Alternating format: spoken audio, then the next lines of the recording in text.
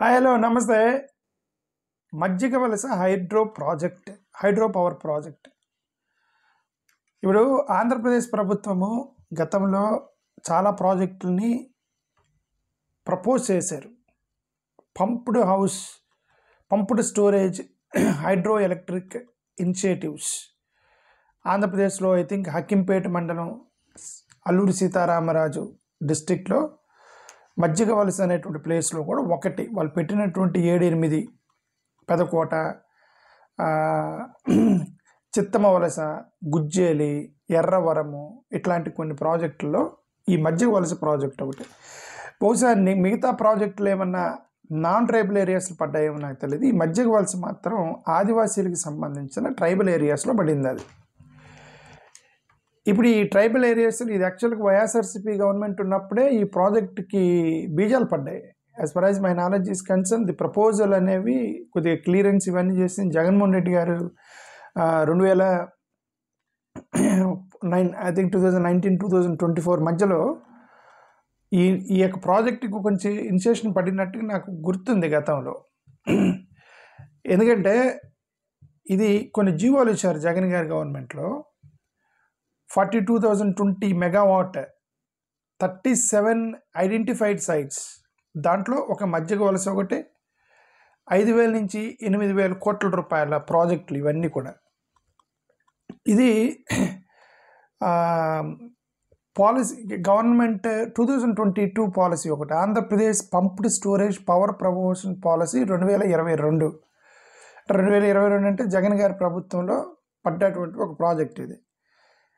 ఇప్పుడు వాళ్ళు ఒక యాక్ట్ చేసి ఆ పాలసీ చేసి ఆ పాలసీలో single window clearance, land subsidies, tax exemptions ఇట్లాంటివి కొన్ని అనౌన్స్ చేశారు. దాంట్లో వచ్చింది Adani group, mega engineering group ఒకటి, ఇప్పుడు నవయుగ గ్రూప్ ఒకటి, ఇట్లా కొన్ని గ్రూపులు ఎన్నుకుంటే కొన్ని ప్రాజెక్టులు వచ్చాయి. ఇప్పుడు ఈ యొక్క మజ్జిగ వలసలు ప్రాజెక్ట్ చేస్తుంది అదానీ గ్రూప్, నవయుగ వీళ్ళిద్దరు కలిసి ప్రాజెక్ట్ చేస్తున్నారు దానికి సంబంధించి. సరే ఎక్కడైనా సరే ఏ ప్రాజెక్ట్ అయినా సరే చేంజ్ తప్పలేదు, ఇది ఓకే. బట్ ఇక్కడ ఇష్యూ ఏంటంటే ట్రైబల్ ఏరియాస్కి నాన్ ట్రైబల్ ఏరియాస్కి కొంత ఇష్యూ ఉంది. ట్రైబల్ ఏరియాస్కి సంబంధించి ఒక చట్టం ఉంది. ఒక చట్ట ప్రకారం ఏ ప్రభుత్వం అయినా సరే చట్ట ప్రకారం మీరు ట్రైబల్ ఏరియాస్లో ప్రాజెక్టులు కలపాలి. ఆ చట్టం ఏంటి, మీరు గ్రామ సభ అనేది పెట్టి అక్కడ ట్రైబల్ ఏరియాస్లో ఫారెస్ట్ ఏరియాలో ప్రాజెక్ట్ కట్టాలంటే గ్రామ సభ పెట్టి అక్కడ ఉన్నటువంటి ఆ ట్రైబల్స్తో మీరు మాట్లాడాలి. వాళ్ళ యొక్క కన్సెంట్తోనే ప్రాజెక్టు ముందుకెళ్ళాలని చట్టం ఉంది.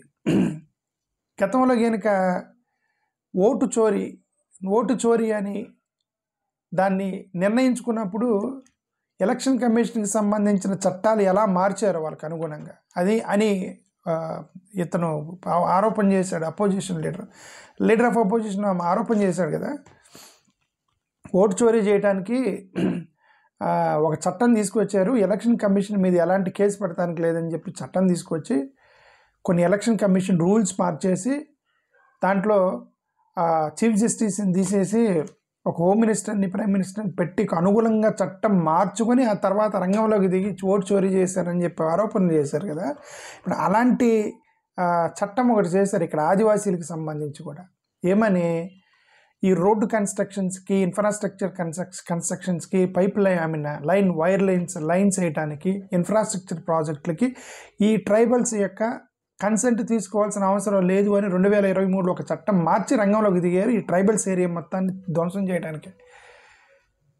ఓకే, ఏమన్నా మెజారిటీ ఉంది కదా అని చెప్పి పార్లమెంట్లో ఎట్లాగంటే అట్లా చేయకూడదు కదా. అంటే గతంలో చేసిన చట్టాలకు మెజారిటీ లేదా? గతంలో ఒక స్కీమ్ పెట్టారు, ట్రైబల్ ఏరియాస్ని మీరు వాళ్ళ యొక్క కన్సెంట్తోనే మన ప్రాజెక్ట్ తీసుకోవాలి, వాళ్ళ యొక్క కంపెన్సేషన్ ఇవ్వాలి అని ఈ చట్టాలన్నీ కూడా పార్లమెంట్లో మెజారిటీ ఉన్నప్పుడు తీసుకున్నాయిగా. ఇప్పుడు మెజారిటీ ఉంది కదా అని ఎట్లాంటి చట్టాలు చేయడం కరెక్ట్ కాదు కదా. సరే ఇప్పుడు ఆదివాసీలు గొడవ చేస్తున్నారు. అక్కడ మజ్జిగ వలసలో ఆదివాసీలు ఏం గొడవ చేస్తున్నారు, ల్యాండ్ డిస్ప్లేస్మెంట్, సబ్మెర్జెన్స్ జరుగుతుంది. అక్కడ 50,000 మంది ప్రజలు, 250 గ్రామాలు చుట్టుపక్కల ఉన్నటువంటి అనకాపల్లి, విజయనగరం, ఏఎస్ఆర్ ఇట్లాంటి పార్వతీపట్నం లాంటి ఏరియాస్లో ఒకవేళ ఈ ప్రాజెక్టు వల్ల ఇప్పుడు ఏంటంటే పంప్డ్ హైడ్రో పవర్ ప్రాజెక్ట్ అంటే వాటర్తో కూడింది. ఓకే, డ్యాములు అప్పర్ డ్యాములు కడతారు అక్కడ. అంటే వాటర్ రిలేటెడ్ ఇది నడిచినప్పుడు 50,000 మంది ప్రజలు అక్కడ మునిగిపోయే అవకాశం ఉంది అని చెప్పేసి వాళ్ళకు భయం వాళ్ళది. ఇప్పుడు వీళ్ళు ఏం చేయాలి? అందుకే ఏం చేయాలి? గ్రామ సభ పెట్టాలి. గ్రామ సభ పెట్టి అక్కడ ఉన్నటువంటి వాళ్ళకి చెప్పాలి, మీకేం ప్రాబ్లం లేదు, మేము వేరే చోటకి రిలొకేట్ చేస్తాము, లేదంటే వేరే వాళ్ళకి ఇస్తాము, లేదంటే మీకు కంపెన్సేషన్ ఇస్తాము, లేదంటే మీకు డబ్బులు ఏదో ఒకటి అంటే వాళ్ళకి చెప్పి వాళ్ళని ఒప్పించి ప్రాజెక్ట్ కట్టాలని చట్టం చెప్తుంది. దాన్ని మార్చి పడేసి సెంట్రల్ గవర్నమెంటే మార్చింది. ఓకే, ఇప్పుడు ట్రైబల్ రైట్స్ యాక్ట్ ఒకటి ఉండేది, what is that, panchayats extension to scheduled areas act 1996 UPA government తీసుకున్నటువంటి ఒక యాక్ట్ ఇది. దీని ప్రకారం మీరు అక్కడ వాళ్ళని ఒప్పించే చేయాలి, దాన్ని బైపాస్ చేయకూడదు. కానీ వీళ్ళు దీన్ని బైపాస్ చేస్తున్నారు అనేది మనకు ఒకటే అర్థమవుతుంది. లేదంటే వాళ్ళు ఎందుకు గొడవ చేస్తారు? 1996లో ఇప్పుడు ఇంకొకటి act forest rights act 2006, forest rights act 2006 Congress government తీసింది అదే. ఇప్పుడు 1996 panchayats and extension schedule tribes act 1996.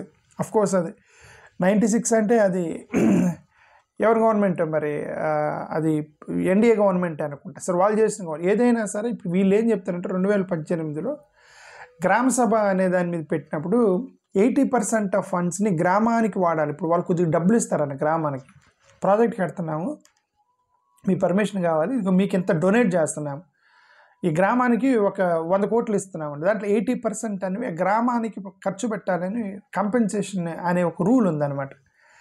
లేదు వాళ్ళని రిలొకేట్ చేయటం, వాళ్ళకి ఏదో ఒకటి వాళ్ళకి కావాల్సింది రూల్ ఉంది. అవి మొత్తం బైపాస్ చేసి వీళ్ళు చేసుకుంటూ పోతున్నారు.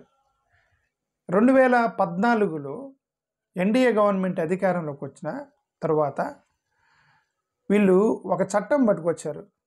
అదేంది, రోడ్లు, పైప్ లైన్లు, ట్రాన్స్మిషన్ లైన్స్కి ఈ చట్టం వర్తించదు అని అమెండ్మెంట్ చేశారు 2014లో. 2013లో గతంలోని వైలేట్ చేస్తుంటే సుప్రీంకోర్టు క్లియర్గా జడ్జిమెంట్ ఇచ్చింది, మీరు గ్రామ సభకు సంబంధించి గిరిజన ప్రాంత ప్రజలను మీరు కన్విన్స్ చేసి మీరు ముందుకెళ్ళాలని. ఓకే, 2014లో ఒక committee report, Jaja committee report compulsory mandatory, అక్కడ గ్రామ సభ పెట్టి మీరు వాళ్ళతో మాట్లాడండి అని కమిటీ రిపోర్ట్ చెప్పింది. ఇప్పుడు అక్కడ ఛత్తీస్గఢ్లో ఆనంద్ ఫారెస్ట్ అక్కడ కొన్ని మైనింగ్ జరుగుతున్నప్పుడు ఇవి వైలేట్ చేశారు వీళ్ళు. పంచాయతీకి సంబంధించి మీరు అక్కడ వైలేట్ చేశారని చెప్పి 1980 యాక్ట్, కన్జర్వేషన్ యాక్ట్, ఎఫ్ఆర్ఈ అంటే ఫారెస్ట్ అండ్ కన్జర్వేషన్ యాక్ట్, దాన్ని వైలేట్ చేశారని చెప్పి ఛత్తీస్గఢ్లో గొడవ జరిగితే, ఓకే, 2025లో 150 గ్రూప్స్ని మోటా గైడ్లైన్స్కి సంబంధించి విత్డ్రా చేశారు వాళ్ళు. అందుకే వీటన్నిటినీ తొక్కిపడేయటానికి ఒక చట్టం పట్టుకొచ్చారు, అదే ఫారెస్ట్ కన్జర్వేషన్ అమెండ్మెంట్ యాక్ట్ 2023 అంటే మోడీ గారి ప్రభుత్వం. అదే వీళ్ళు ఏదైనా చేయాలనుకుంటే ముందు చట్టం చేస్తారు, అమెండ్మెంట్ చేస్తారు, అక్కడ మనకి ఉంది కదా అని. 2023లో ఏం చట్టం చేశారు వీళ్ళు? The act exams strategic projects అని ఒక చట్టం చేశారు. స్ట్రాటజిక్ ప్రాజెక్ట్స్ అంటే వాటర్ ఇన్ఫ్రాస్ట్రక్చర్ రిలేటెడ్. ఇప్పుడు ఇది అంటారు, ఇది ఒక హైడ్రో పవర్ ప్రాజెక్ట్, ఇది ఏమంటారు, ఇన్ఫ్రాస్ట్రక్చర్ బోర్డర్ ఇన్ఫ్రాస్ట్రక్చర్ ప్రాజెక్ట్ కిందకి వచ్చింది. ఇది స్ట్రాటజిక్ ప్రాజెక్ట్, ఇది హైడ్రో పవర్ ప్రాజెక్ట్స్ అనేవి. సో కాబట్టి ఇక దీనికి మీ ఫారెస్ట్ మా పర్మిషన్ అవసరం లేదు, మీరు ఉంటే ఉండండి, పోతే పోండి అనేటువంటి చట్టాలు చేసుకొని ముందుకెళ్ళిపోతున్నారు అంతే. వాళ్ళు అక్కడ గొడవ చేస్తున్నారు, అక్కడ ఆదివాసీలు గొడవ చేస్తున్నారు, మాకు గ్రామసభ పెట్టాలి. గ్రామసభ పాపం వాళ్ళకి తెలియదు, గ్రామసభ పెట్టాలనేది ఎత్తేసారు వీళ్ళు, ఆ యొక్క చట్టం మార్చేశారు వీళ్ళు. 2023లో పార్లమెంట్లో చాలా యొక్క చట్టాల అమెండ్మెంట్స్ని ప్రజలకి గ్రౌండ్ లెవెల్లో ప్రజలకు తెలియకుండా, చర్చ లేకుండా, ప్రజలకు తెలియకుండా పాస్ అయిపోయినాయి చాలా.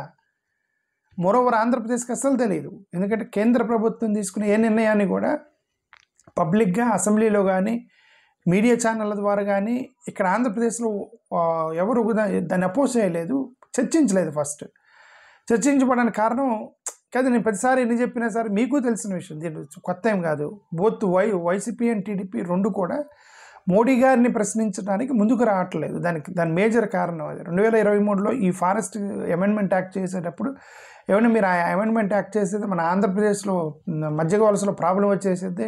ఈ పవర్ ప్రాజెక్టులు ఇవన్నీ కూడా మోరోవర్ మనదంతా కూడా మనకుంది రెండు అడవి ప్లస్ సి, అంతే కదా. ఆంధ్రప్రదేశ్కున్న ఎసెట్ అంటే అడవి ప్రాంతము, కోస్టల్ లైన్ మనకుంది రెండే. మనకి ఎక్కువగా మనమే ఎఫెక్ట్ అవుతాము.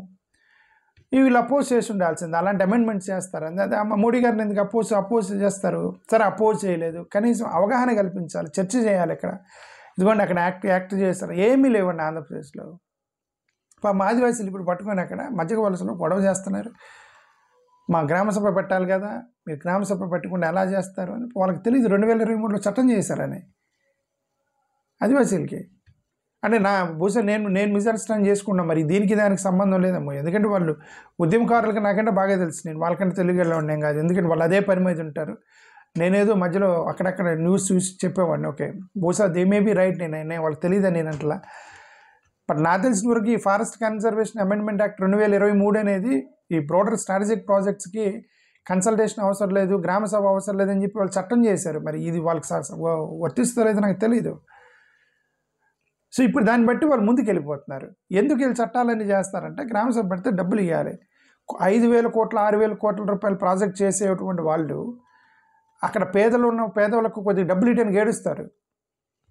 పెద్ద సాఫ్ట్వేర్ కంపెనీ రన్ అవుతూ ఉంటుంది. ఆ సాఫ్ట్వేర్ కంపెనీకి 20,000 కోట్ల రూపాయల సాఫ్ట్వేర్ కంపెనీ రన్ అవుతూ ఉంటుంది. అక్కడ సెక్యూరిటీ గార్డు ఏమన్నా నాకు జీతం సరిపోవట్లేదు, నెలకు 5,000 ఇస్తున్నారు, ₹1 పెంచండి సార్, ₹1,000 6,000 ఇవ్వండి సార్ అంటే ఏడుస్తారు. 10,000 కోట్ల రూపాయల బిల్డింగ్లు, పెద్ద సాఫ్ట్వేర్ కంపెనీలు సెక్యూరిటీ గార్డ్కి ₹1,000 జీతం పెంచమంటే అసలు వాళ్ళు ఆస్తి రాసిస్తున్నట్టు ఫీల్ అవుతారు. మరి అలాంటి కార్పొరేట్ మైండ్ సెట్ ఆదివాసీలు కోట్ల రూపాయలు కంపెన్సేషన్ ఇవ్వాలంటే ఎవడిస్తారు? ఆదివాసీలు కంపెన్సేషన్ లేపింటారు, కొట్టేంటారు అని. దానికి తోడు ఈ కార్పొరేట్ వ్యవస్థకి అనుకూలమైనటువంటి చట్టాలు చేసుకుంటూ పోయారు వీళ్ళు. 2023 యాక్ట్ అదే. మీరు అడగాల్సిన అవసరం లేదు. బ్రోడర్ ప్రాజెక్ట్స్కి, స్ట్రాటజిక్ ప్రాజెక్ట్స్కి అవసరం లేదు అని అంటే వాళ్ళు మా కన్సల్టేషన్ తీసుకోవాలి, మమ్మల్ని అడగాలి అని అంటే వాళ్ళు ఏమడుగుతారు? గ్రామసభ పెడితే కంపెన్సేషన్ ఇవి అడుగుతారు. కట్టొద్దంటారు కదా ఎవరండి? కట్టొద్దని ఎవరు అనరు. మరి దేశాభివృద్ధి కోసం, రాష్ట్రాభివృద్ధి కోసం ఒక ప్రాజెక్ట్ కడతాను కట్టమంటారు. బట్ దీనివల్ల ప్రాజెక్ట్ వాళ్ళకి నష్టం ఏంటి అడుగుతారు గిరిజనుల ఆదివాసీలు. అసలు వాడిది ఎవడైనా మనం ఎందుకైనా పై వాడిది అని చెప్పి చట్టం చేసి పడేసేదనో కొట్టేసుకుంటూ పోతుంటారు. పేదల్ని, ఎస్సీ ఎస్టీ బీసీ ఆదివాసీ గిరిజన ప్రాంత ప్రజలను కొట్టేసుకుంటూ పోతుంటారు వీళ్ళు. ఓకే, అది చాలా బాధాకరం. ఎందుకంటే పొద్దున ఒక వీడియో చూశాను సాక్షిలో, ఆ సాక్షి పేపర్లో చూశాను, సాక్షి న్యూస్లో. అది వీళ్ళు గొడవ చేస్తున్నారు ఆదివాసీలు. దానికి వైఎస్ఆర్సీపీ సపోర్ట్ చేసింది గొడవకి. అంటే వైఎస్ఆర్సీపీ గొడవకు సపోర్ట్ చేసిందంటే అర్థం మరి వాళ్ళు మేము చట్ట ప్రకారం చేసే వాళ్ళమే, మేము ఉంటే చంద్రబాబు నాయుడు ప్రభుత్వం కాబట్టి చట్ట ప్రకారం చేయట్లేదు అని చెప్పి వాళ్ళ ఉద్దేశం అయి ఉండొచ్చు వైసీపీ పార్టిసిపేట్ చేయటం. ఎందుకంటే అది వైసీపీ ప్రాజెక్ట్ టైంలోనే ప్రాజెక్ట్ ఇనిషియేట్ అయింది అది. ఓకే, మధ్య వలస కూడా అంటే ప్రపోజల్ ఇనిషియేట్ అయింది. ఇప్పుడు వీళ్ళు వచ్చిన తర్వాత వీళ్ళేదో కొన్ని జీవోలు ఏదో ఇచ్చినట్టున్నారు. ఏదేమైనా సరే కేంద్ర ప్రభుత్వం చట్టం చేసినా ఏం చేసినా మానవ హక్కులు, ఆదివాసీల హక్కులు, ఫారెస్ట్ ప్రజల యొక్క హక్కులు వాళ్ళకి నువ్వు దానికి స్ట్రాటజిక్ ప్రాజెక్ట్ అని పెట్టు, డబ్బులున్న ప్రాజెక్ట్ పెట్టు, మెగా ప్రాజెక్ట్ అని పెట్టు, హైడ్రో ప్రాజెక్టులు అని పెట్టు, ఏ ప్రాజెక్ట్ అని పెట్టండి. అల్టిమేట్గా మనుషులకు ఇబ్బంది జరుగుతున్నప్పుడు వాడికి కంపెన్సేషన్ ఇచ్చి జాగ్రత్తగా తీసుకెళ్ళి వాడికి ఇల్లు కట్టించి, నీళ్లు పెట్టి, భోజనం పెట్టి, ఆ తర్వాత మీరు ఏదైనా చేసుకోవాలండి. ఎకీబెకిని కొట్టేసిరే వెళ్ళిపోంటారు ఇక్కడి నుంచి అని చెప్పి మనిషి ప్రాణానికి విలువలైనటువంటి కార్పొరేట్ వ్యవస్థ సినిమాల్లో చూపిస్తుంటారు. కొంతమంది డైరెక్టర్ విజువలైజ్ చేస్తాడు. డైరెక్టర్ సినిమాలే ఎంత పేడ పురుగులు అంటే తీసేంటారే వీళ్ళని అని చెప్పేసి సినిమాలో కొట్టేస్తూ ఉంటారు కదా.